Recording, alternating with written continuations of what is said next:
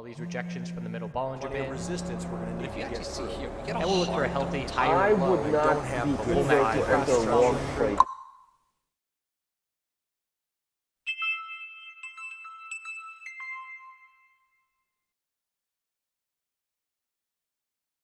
Hey everyone, hope you're doing well. It is June 6th. We didn't get a crazy move on the 6th as everybody was looking for that same pattern, so that's no surprise there. But important to keep an eye on things, but just once you see something so widespread on Twitter, you have to anticipate the market is going to be one step ahead of that. So, for an example, Canadian MJ has been on absolute fire the last few days, and it's heading into a vote in Canada, and that vote is tomorrow after hours. And a lot of people are talking about sell the news. Normally, I would anticipate the sell the news reaction to be Friday following the vote. And I'm anticipating it going to happen tomorrow because everybody's talking about it and people are going to want to get out. And the first sign that people see any weakness, everybody's going to rush to the exit to a certain degree, in my opinion, to magnify that move. So you have to anticipate the market is smart. It prices things in. And if everybody's looking for something to happen, it's not going to happen, is essentially what we can anticipate to a certain degree. There can be some exceptions, but in general, you want to be one step ahead of the herd. And if you were looking at that pattern for the first time this month, as I was as well, I had not noticed that pattern until it made its round on Twitter. But if you're noticing it and catching on, because everybody's catching on Twitter, not really something that you can look to act on. Speaking of Canadian MJ, as you know, I always am encouraging people to broaden their horizons in things that they can trade. And just some example, the 4-hour charts the past couple of days. Certainly too late for this move. Like I said, I'm looking to go short soon, but just showing the profit opportunities, $6 to $8 in just a couple days. We had ACB, huge move to the upside. We went from $8 up towards $10. So there's opportunity everywhere, and it's just knowing when to move from one place to the other and to jump around. And it's been a really, I couldn't have asked for a better, back and forth game with crypto and Canadian MJ the last year and a half. It's really been absolutely more than you could ever ask for in terms of opportunities. So again, learn technical analysis, get it down, get comfortable with it, but don't stay tunnel vision and narrow-minded in one sector. Open yourself up to a bunch of sectors, get comfortable in a few of them, and you can hop around so you're not always trying to force moves in environments and conditions that may not favor them, which is pretty much cryptocurrency right now on the weekly time frames. As I keep telling the newer traders, it's going to be really hard to trade within this range. You're better off just waiting for the weekly equilibrium to break. I've been waiting for days. I haven't made a crypto trade in a few days, 2 or 3 days, and I've been trading Canadian MJ nonstop. So a big shift, and then we'll go back to crypto in July when it breaks, and there'll be opportunity there as well. Another point I want to make, then we'll get into the analysis, is GBTC. And GBTC is a stock that tracks Bitcoin. It's a Bitcoin investment trust.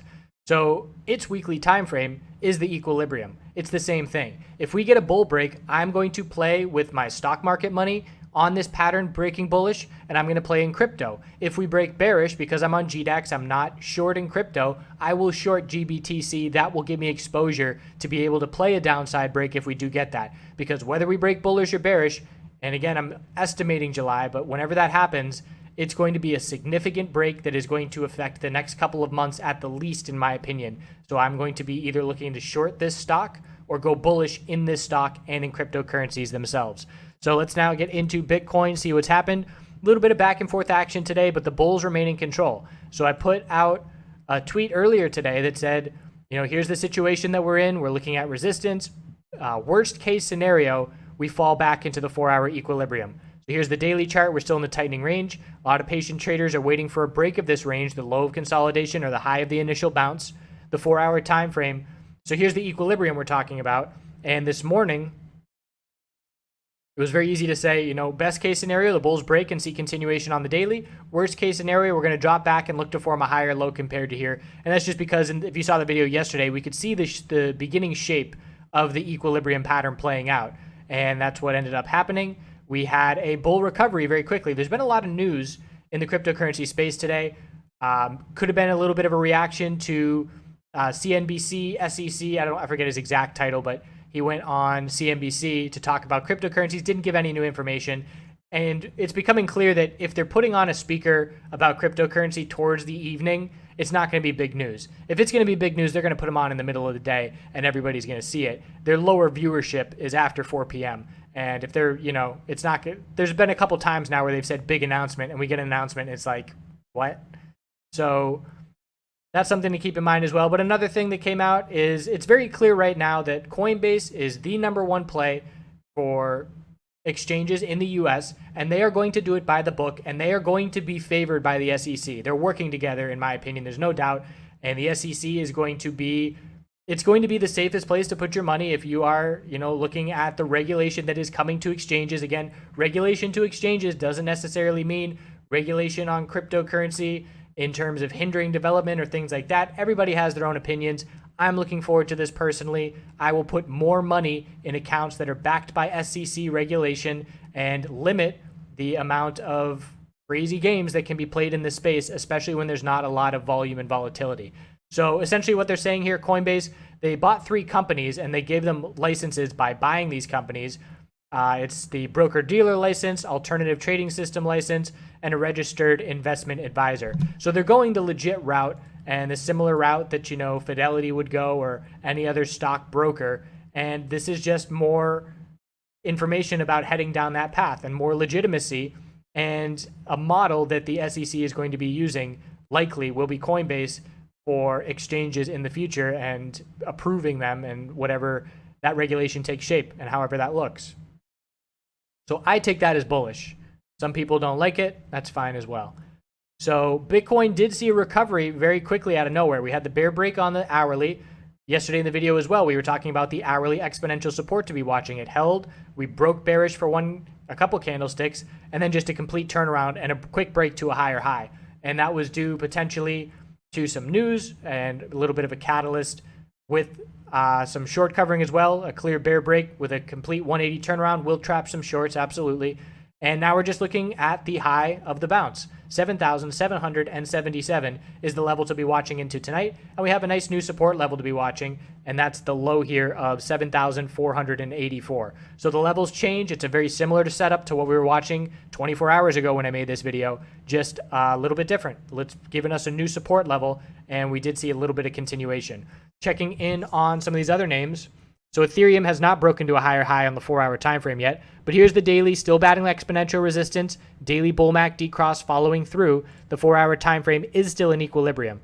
High of the bounce, low of consolidation, lower high, higher low, and we're still forming that lower high. So the range is continuing to tighten. It's a very clear textbook equilibrium at this point, essentially a double top and a double bottom. And we did break to a lower low here, 593.50. We dropped down to 592.63, less than $1. I absolutely consider that a double bottom. And we are watching this tightening range, and that's what we're watching for a break tonight. Bull break, and we're looking at the top of the bounce, 627.83. Bear break, and we're looking down at 582s and 574.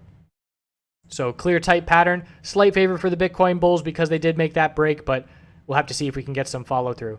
And also liking the size of the bull volume here with an hour and 26. So this is where estimation comes into play. You look at the bear volume and you say, well, that's high. The bull volume is not there yet, but you say we have over 25% left in this candlestick, more like 30+%. So we can assume the volume is likely to be greater for the bulls than the bears in the previous candlestick.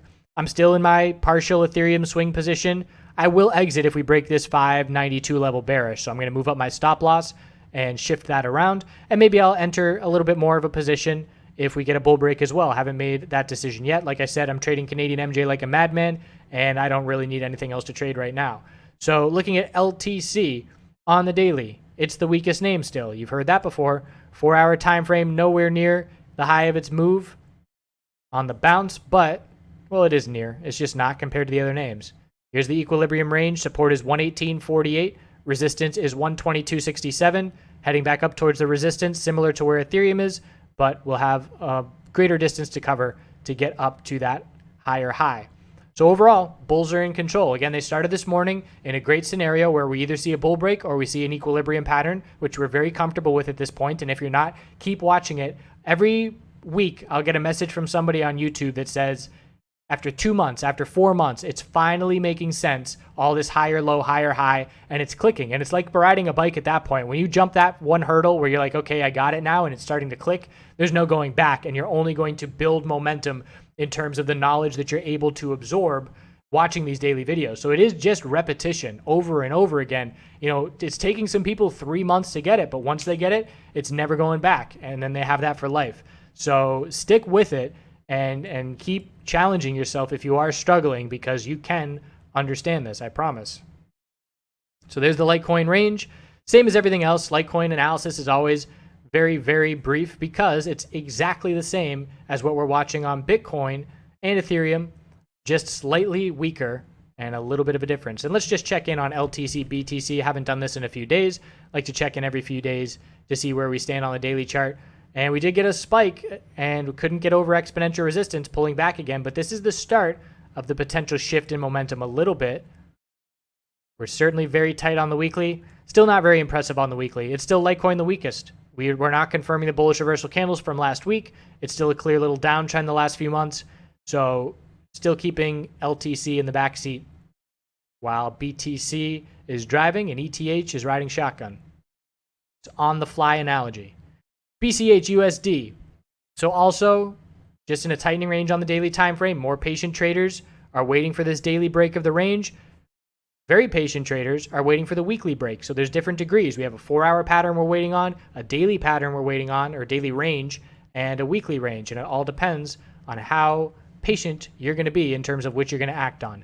4-hour time frame for BCH, high, low, lower high, higher low, tight range with 1101 support and 1159 resistance. And again, didn't get that higher high like Bitcoin just barely did, but still favoring the bulls overall, and a 4-hour equilibrium to be watching. And again, the weekly chart for BCH is similar to ETH, just in terms of the last few months. The big bull move, the consolidation, it's not an equilibrium. It's trying to form an equilibrium, but Litecoin and Bitcoin weekly charts are very similar. ETH, BCH weekly charts are very similar. And what's today? We got Wednesday, so 4 more trading days for us to get this daily continuation on all of these names, to be looking for the weekly chart to confirm the bullish reversal candlestick from last week. And again, the daily higher high is when we get convinced that our weekly higher low has formed. That's confirmation. And another green candlestick to end the week is the ideal way to do it. So that's what we got on the big four. 4-hour time frames is the time frame to be watching tonight, just like it was yesterday, last night as well. A couple things to point out that I thought were cool. Someone commented on a video yesterday. He saw the Lucid Dream video that I did that's in the bottom of the YouTube channel under Charting Man Dan playlist. But he said, I saw a guy in the Houston airport that looked exactly like you, Dan. Also was the day after I had my first lucid dream. Probably a correlation there. And that was me. I was in the Houston airport traveling to that blockchain conference twice. So I thought that was an awesome correlation in terms of the universe clicking together. And another example, we had a member who generously donated some funds to a food bank, and after a small victory in trading that day, and then when they came on the next morning to their account, either a trade settled that hadn't or something happened, and they had the exact amount that they donated, which was 4 figures and very generous. That exact amount was back in the account and had been unaccounted for when they made the donation. So probably just a trade settling, but again, exact amount. There's something there. Anyways, I appreciate you all watching, and I hope you all continue to do good things and poke around, expand your knowledge, check other things. That's my do good things for today. Pushing people a little bit to broaden their horizons if they're comfortable enough with technical analysis to do so. And I already know that there's tons of crypto people that have been profiting in the chat room on Canadian MJ over the last however many months, just because they put a little bit of money in one or the other. And I forgot about GBTC, and that's another good thing where if you are taking some money out of crypto to put into stocks, you can still make plays on crypto with some of these stocks, and then we'll just be waiting patiently for some ETFs, which will be some game changers as well when that happens at some point down the line. So have a great day. We'll see what tomorrow brings. I am favoring the bulls for continuation on this daily chart to a higher high, but I am not going to act on it. I'm going to stick to the charts. I appreciate you watching. We'll see you tomorrow.